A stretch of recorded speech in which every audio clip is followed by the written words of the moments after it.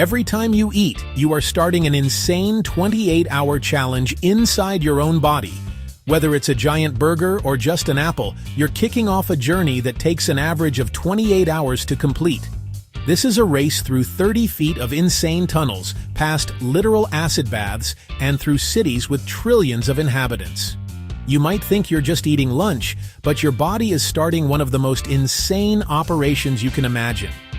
This is the 28-hour journey from bite to toilet, and we are going to survive every single second of it, showing you 5 crazy stops that turn your food into fuel.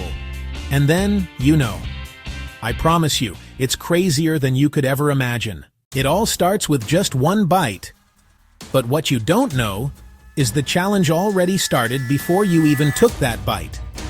Just seeing and smelling food kicks off the entire first phase.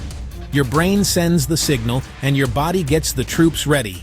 What happens next is pure chaos, mechanical grinders, chemical warfare, and a 30-foot-long death-defying maze inside your own body. So let's start this insane journey to the center of you. The first stop on our mission is the mouth. And this isn't some waiting room. This is a literal destruction chamber where your food gets annihilated. As you chew, your teeth just go to work, crushing and tearing food apart. This isn't just to make it small enough to swallow, it's to create way more surface area for the chemical attack that's coming next. While your teeth are crushing everything, your mouth unleashes an insane amount of liquid.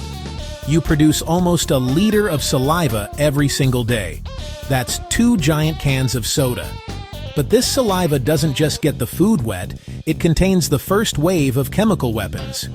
An enzyme called salivary amylase immediately starts destroying carbs, turning them into sugar. At the same time, another enzyme, lingual lipase, starts breaking down fats. And get this, your saliva is basically a secret weapon.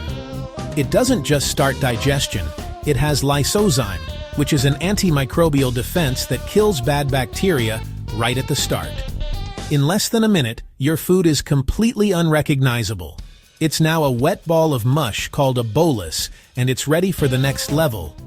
Stop 1 is complete. From the mouth, the bolus gets shoved to the back of your throat. This next part is super high stakes. One wrong move and it's game over. A little flap called the epiglottis slams shut over your windpipe, like a railroad switch making sure the food goes down the right tube, the esophagus, and not into your lungs. We've now made it to stop number 2, the esophagus. This is a 10-inch muscular tube, and what happens here is absolutely insane. It's called peristalsis. This is a perfectly timed series of muscle waves that forces the food down. Imagine squeezing a toothpaste tube from the bottom. That's what's happening. And here's where it gets crazy. This process is so powerful, it literally defies gravity. I'm serious. You could be hanging upside down and this thing would still force the food into your stomach. It's pure muscle, a non-stop conveyor belt. No digestion happens here. The only job is to move the food, with a bunch of mucus to make it slide down easy. After a super fast 5 to 10 second drop, the food arrives at a giant gateway that opens for just a second to drop it into the most violent part of the entire challenge. Welcome to stop number 3, the stomach. If the mouth was the warm-up, this is the main event. We are literally inside a demolition zone. The stomach isn't just a bag, it's a muscular sac that can stretch to hold 4 pounds of food.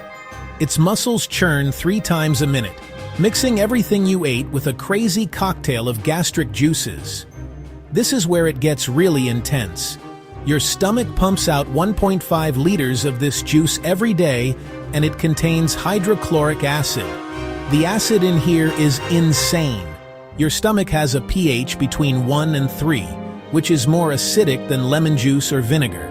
It melts almost 99% of all the bad stuff that comes in. But the acid does another job. It activates an enzyme called pepsin, which is a protein-destroying monster. So you're probably wondering, how does the stomach not just eat itself with all this acid? It protects itself with a thick wall of mucus that it rebuilds constantly. It's crazy. For the next 2 to 6 hours, your food is just churned and melted into a paste called chyme. It looks nothing like what you ate, and now it's ready for the next insane stage. We just survived the acid bath and now we're in stop number 4, the small intestine. And this thing is massive. If you stretch this tube out, it would be over 20 feet long. That is 4 times taller than you are. This isn't about destruction, this is where we get the prize. This is where your body gets all the good stuff. The second the chyme enters, it gets flooded with backup. The pancreas sends in enzymes to destroy all the carbs, proteins, and fats that are left. At the same time, the liver makes bile, which is like a detergent that smashes big globs of fat into tiny droplets so the enzymes can attack them. But the craziest part is the surface area. The walls in here are covered in millions of tiny fingers called villi, which are covered in even tinier microvilli.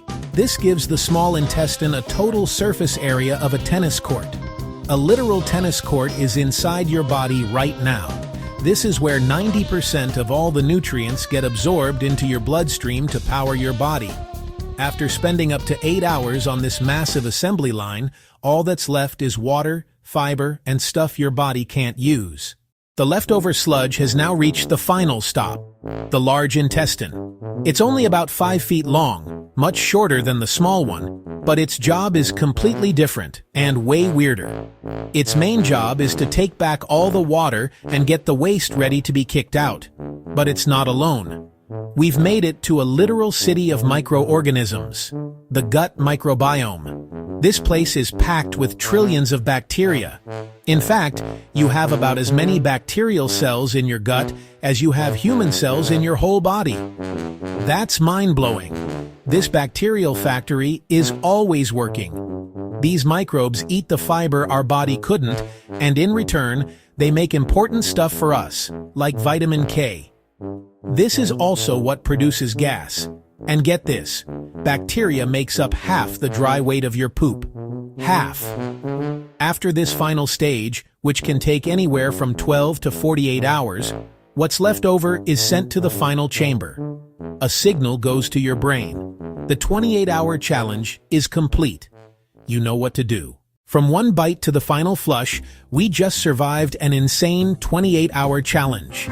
We saw giant grinders, gravity-defying tunnels, an acid bath crazier than vinegar, a factory the size of a tennis court, and a city with trillions of bacteria, all working together to keep you alive. Every single day, this absolutely crazy process happens inside you, turning your food into life. If you think this journey inside your body was insane, subscribe right now, because we post crazy videos like this all the time.